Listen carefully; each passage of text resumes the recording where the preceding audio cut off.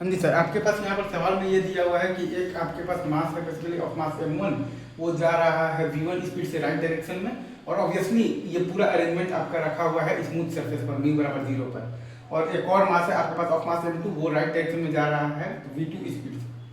और वो जुड़ा हुआ है एक स्प्रिंग से जिसका कि स्प्रिंग कॉन्स्टेंट k है, और v1 जो है वो आपका v2 से बड़ा है। ऑल सरफेसेज आर स्मूथ, तो हमें बताना है कि find the maximum compression in the spring. तो ये तो मैंने आप लोगों को समझा रखा है कि जब मैक्सिमम कंप्रेशन का स्टेट आएगा उस टाइम पर m1 का भी स्पीड आपके पास तो v फाइनल होगा इन द राइट डायरेक्शन, और m2 का भी स्पीड आपके पास तो v फाइनल होगा in the right direction, right. ये मैंने आप लोगों को बहुत अच्छे से समझा रखा है कि जब मैक्सिमम कंप्रेशन होगा तो m1 का भी स्पीड होगा आपके पास बेसिकली तो v final in the right direction, और m2 का भी स्पीड होगा आपके पास v final in the right direction. अच्छा, और अब अगर आप m1 और m2 दोनों ब्लॉक को एक सिस्टम मानिएगा तो x एक्सिस के अलोंग आपके पास कोई भी एक्सटर्नल फोर्स नहीं है, मतलब कि आप बेसिकली m1 और m2 दोनों के सिस्टम पर बेसिकली x एक्सिस के अलोंग आप लीनियर मोमेंटम कंजर्वेशन लगा सकते हैं। अगर मैं फिर से बोलता हूँ, अगर आप m1 और m2 दोनों ब्लॉक को एक सिस्टम मानिएगा तो x एक्सिस के अलोंग आपके पास तो कोई भी एक्सटर्नल फोर्स नहीं है, मतलब कि आप m1 और m2 दोनों ब्लॉक के सिस्टम पर x एक्सिस के अलोंग आप लीनियर मोमेंटम कंजर्वेशन लगा सकते हैं। तो वहां से आपके पास आ जाएगा m1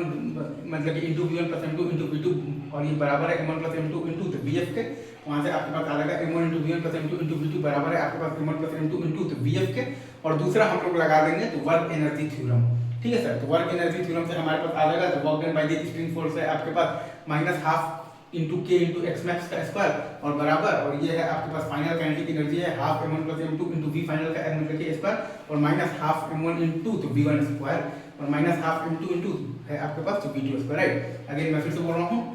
तो वर्क एनर्जी थ्योरम में आपके पास यहाँ पर ये है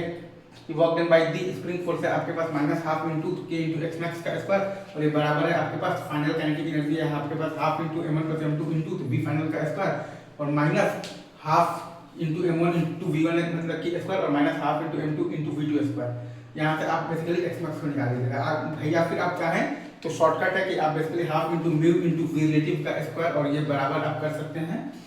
हाफ इंटू के इंटू एक्स मैक्स के स्क्वायर के, हाफ म्यू इंटू रिलेटिव का स्क्वायर बराबर कर सकते हैं हाफ इंटू के इंटू एक्स मैक्स के स्क्वायर से, जहाँ की म्यू बराबर आपके पास होता है रिड्यूस्ड मास होता है m1 m2 बाई m1 और प्लस m2, ठीक है। और v रिलेटिव का वैल्यू है आप मतलब अगर आप ध्यान दीजिएगा तो यहाँ पर आपके पास तो v रिलेटिव का वैल्यू है